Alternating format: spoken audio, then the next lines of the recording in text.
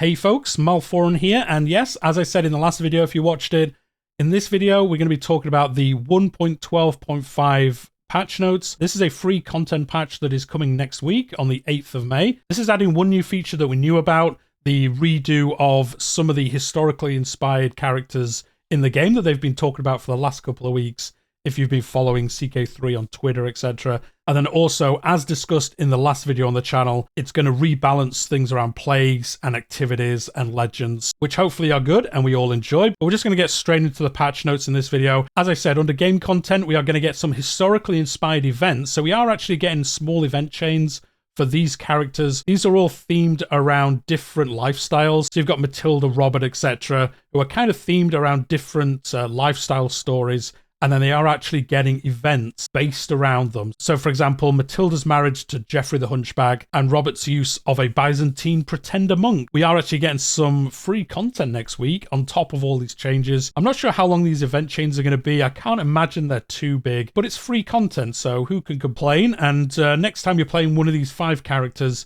you'll have some extra events that you can't play elsewhere, so that is pretty cool. On top of that, they're also going to release a shorter version of the tutorial. In the article they were talking about, I think it was like a month ago, I did a video about it on the channel, they were talking about trying to get the game more kind of new player friendly, and as part of that, they're going to shorten the tutorial, but you can play the older one if you still want to. It'd be interesting to see what this tutorial plays out like then. I'm guessing it just gets through the events quicker and kind of teaches you a little bit faster.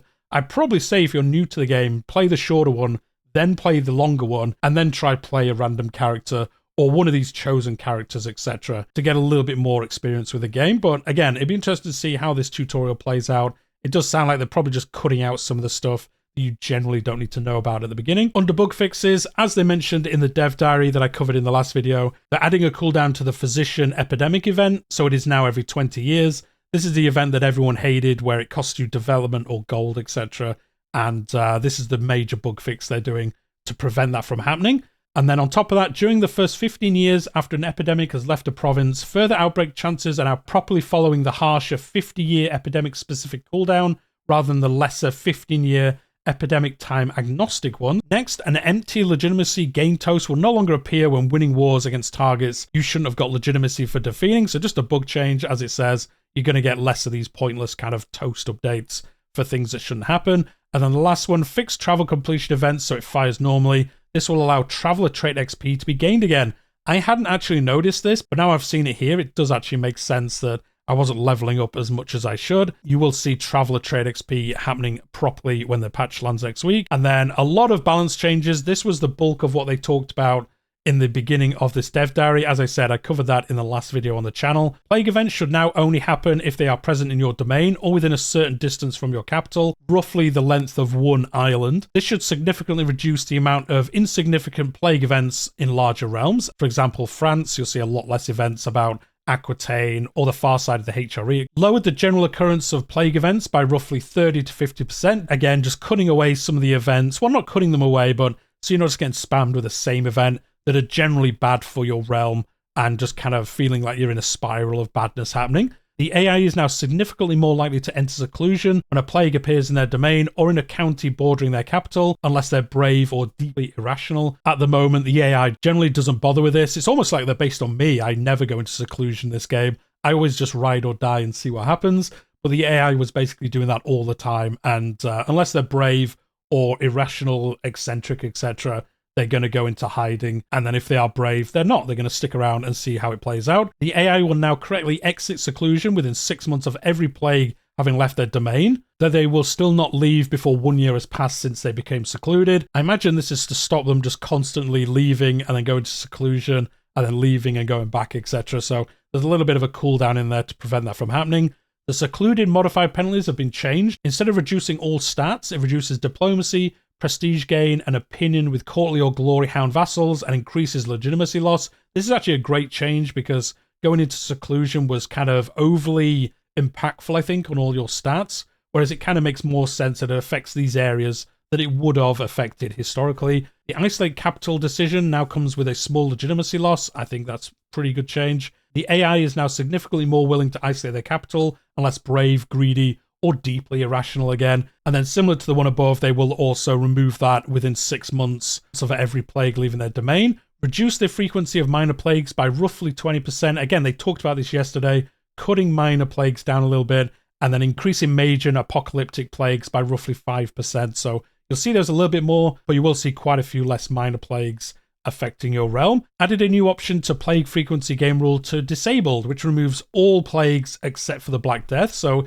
if you really hate this system, you're really not interested in encountering it, you can just turn it off entirely, apart from the Black Death, which I think is fair that that one stays. It is so synonymous with this time period. The lower plague frequency game rule no longer disables achievements. When a disease becomes endemic in a province, it will no longer fully override the recent epidemic's cooldown for outbreaks. Lower the chance of epidemic outbreaks in provinces that have recovered from a specific epidemic on the often and very often game rule. So if you do have it turned up, it is going to be a little bit less punishing. The next one is just a change around events. The AI is less likely to hold them during the first 3 years of the game, giving them more chance to spend their money on buildings, men-at-arms, etc. If you did play the game, you noticed that they basically just kept spamming hunts and feasts because they started with money, and now they're not going to do that quite as much, so they can actually invest in things for the long term. They've also cut the amount of hunts hosted worldwide by roughly 2/3, as it was vastly more common than any other activity. I will agree with this again. The amount of hunts that you would see is crazy, especially once you've got a reasonable sized realm.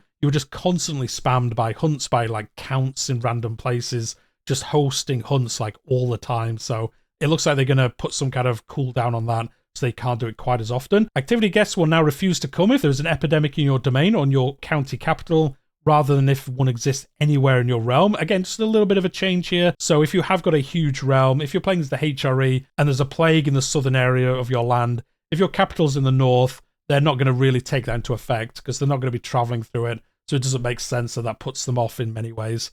I guess unless people from that area are traveling up, then it probably should. The AI will now generally avoid hosting activities if there's a plague in their domain rather than in their subrealm. Again, just changing it so it makes a little bit more sense. The next two are all around tours and actually nerfing them a little bit again. Reduce the prestige rewards from a Majesty tour, both from the demand, medium to minor demand, and the general prestige rewards. So cutting them in half at the lower tiers and then just lowering them at the higher tiers. I think, again, this makes sense. It was way too easy to just get so much prestige from these tours, especially if you're in a realm that had a bit of money. You could just basically ignore prestige after running one of these. And then couple with that, reduce gold gain from taxation tours by reducing the gold gain from various pulse actions. They were those little events that happen that you generally don't have time to read during events that gave you just a lot of gold, etc. So cutting back on those. And then another one actually for intimidation tours. They've actually added dread on successful demands and increased the faction block from 5 to 10 and 15 to 20 years. So that's actually a buff to intimidation tours. You're going to get more dread, and then it actually blocks them from joining factions for longer than it does now. So that's actually a pretty cool change. Pilgrimage piety reward values, though, have also been lowered, but the piousness multiplier has been increased. This means that it's much harder to get a lot of piety from pilgrimages unless you take a lot of pious options. It makes them play out, I guess, more historical in a way, where if you were being especially pious, you would get a lot of piety, if you think about it. Whereas if you were just kind of middling along the way, why are you getting so much piety just for going on a pilgrimage? You obviously were seen as being quite pious, but in-game, you got a lot for generally kind of avoiding a lot of things, but it is going to change that way. So it's going to affect those lower level ones, but if you are doing a lot of piety choices, you're actually going to make the same, if not more, potentially. And then coupled with that, as they just said, they've lowered the piety rewards for some events and also some pulse action events as well. So that kind of couples in with the one above.